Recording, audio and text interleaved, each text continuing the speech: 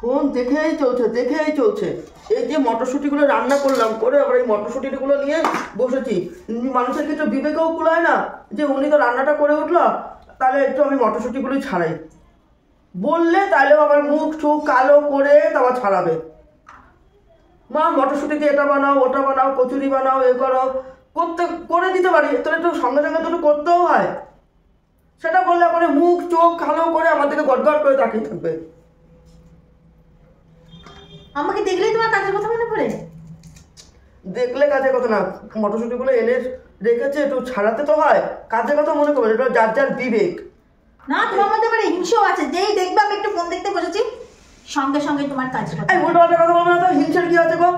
ছেলে বউর সঙ্গে কি মেয়ের সঙ্গে কখনো কেউ হিংসা করে? একটা কথা বললে হিংসা হয়ে যায় তোমার? সবসময় তুমি বলো হিংসা করে। তোমার সঙ্গে আমি হিংসা করতে যাবো কেন? আমার বয়সের সঙ্গে তোমার বয়সের সঙ্গে তুলনা হয়?